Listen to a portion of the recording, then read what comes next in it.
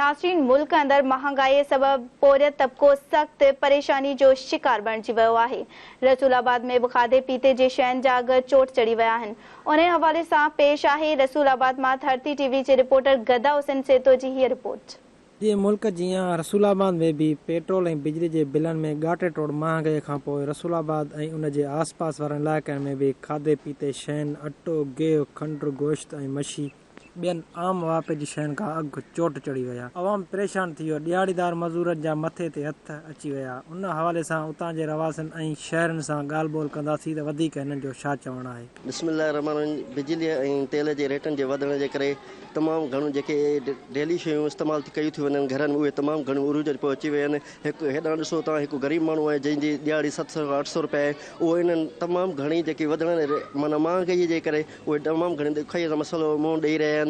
असां निगरान वज़ीर आज़म खे अपील कयूं था जीअं त उन्हनि में सस्ताई कई वञे ऐं अवाम खे रिलीफ ॾिनो वञे। पेट्रोल गैस ऐं डेली वापे वारी शयुनि जा रेट आसमान ते वञी पहुता आहिनि। ग़रीब माण्हू पंहिंजो घर हलण लाइ परेशान आहे।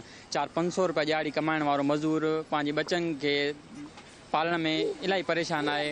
ऐं असां गुज़ारिश कयूं था निगरान वज़ीर आज़म खे त डेली वापे शयुनि जा बिजली गैस पेट्रोल जे शयुनि में लाथ आणे ग़रीब अवाम खे। पेट्रोल ऐं बिजली जे अघनि में वाध सबबु आम वापे जी शयुनि में पिणु वाधारो थी चुकियो आहे, जंहिं सबबु तमामु ग़रीब माण्हू जेके आहिनि, ग़रीब तबिके जा माण्हू ऐं ख़ुदकशी करण ते मजबूर थी पिया आहिनि।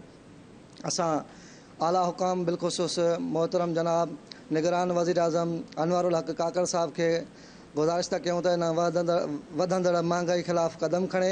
पेट्रोल ऐं बिजलीअ जे अघनि जे वाध जे करे खाधे पीते जूं शयूं बि चोट चढ़ी वियूं आहिनि। उन करे ग़रीब अवाम ख़ुदकशी करण ते मजबूर थी पियो आहे। असां निगरान हुकूमत खां घुर था कयूं त खाधे पीते जी शयुनि जी रक़म घटाए ग़रीब अवाम खे रिलीफ ॾिनो वञे त इन महांगाई ते कंट्रोल कयो वञे, जंहिंजो ग़रीब जी आम मज़दूरी जेका आहे उनखे बि वधीक नथी मिली वञे।